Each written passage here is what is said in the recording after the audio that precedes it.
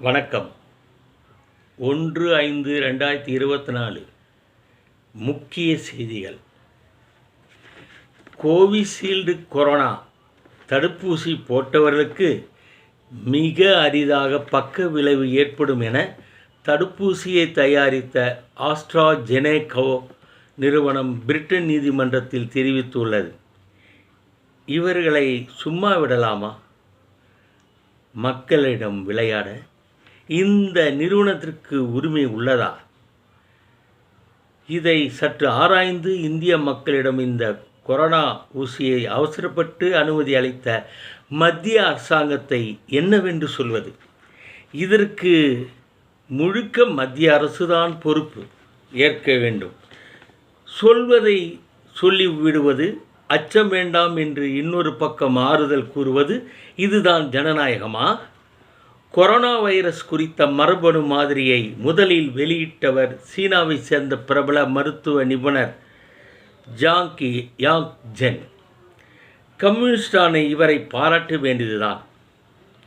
ஆனால் சமீபத்தில் இவருடைய ஆய்வகத்தை கம்யூனிஸ்ட் நாடான சீன அரசு மூடி சீல் வைத்தது இதற்கான காரணம் தெரியவில்லை.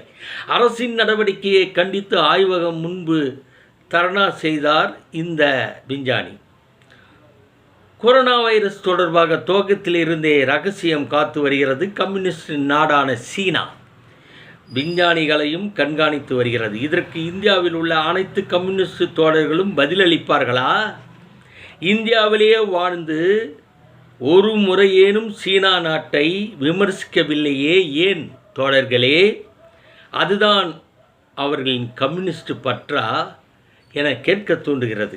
கல்லூரி மாணவியரை தவறாக வழிநடத்திய வடக்கு பேராசிரியர் நிர்மலா தேவிக்கு 35 ஆண்டுகள் சிறை. ஸ்ரீவில்லிபுத்தூர் மகளிர் விரைவு நீதிமன்றம் தீர்ப்பு. இதில் மேல்முறையீடு செய்தால் தள்ளுபடி செய்ய வேண்டும். திரைமறைவாக அரசியல்வாதிகளை இவரை காப்பாற்ற முயற்சி செய்யக்கூடாது. நடக்குமா? ஜாமீன் கொடுக்கவே கூடாது. இதுவும் நடக்குமா? தொழிலாளர் தினம். போக்குவரத்து தொழிலாளர்கள் பிரச்சனை இன்னும் தீரவில்லை. மிக சந்தோஷமாக கொடைக்கானலில் கோல்ஃப் விளையாடிய தமிழக முதல்வர். மே தினத்தில் கம்யூனிஸ்டுகளும் தமிழக முதல்வரை பார்த்து மிகுந்த மகிழ்ச்சி அடையட்டுமே. இந்த மே தினத்தில் தொழிலாளர்களுக்காக இல்லை, தமிழக முதல்வருக்காக கம்யூனிஸ்டுகள் மகிழ்ச்சி அடையட்டும். சனாதன விவகாரம் வெடிக்கும் என்பதால் வட மாநிலங்களில் தமிழக முதல்வர் பிரச்சாரம் போவதில்லை என சொல்லப்படுகிறது. எப்படி இவர் கனவு மெய்யாகும் என்று கேட்க தோன்றுகிறதே. தவறான தகவல்கள் தரும் விளம்பரங்கள் தொடர்பான வழக்கில் பதஞ்சலி நிறுவனத்தின் மன்னிப்பு உச்ச நீதிமன்றம் திருப்தி. இதை கண்டு ஏமாந்த மக்களுக்கு உச்ச நீதிமன்றம் துணை போகவில்லையே ஏன்? பிராட்வே பேருந்து நிலையம் 823 கோடி ரூபாயில் ஒருங்கிணைந்த மையமாக மாற்றும் பணி விரைவில் துவங்கப்பட உள்ளது.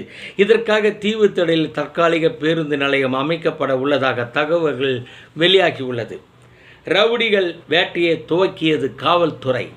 சென்னையின் குடிநீர் ஆதாரமான புயலேரி நீர்வளத்துறையின் அலட்சியத்தால் கழிவு நீரால் நிரம்பி மாசடைகிறது. இத்துடன் செய்திகள் முடிவடைந்தன. நன்றி, வணக்கம்.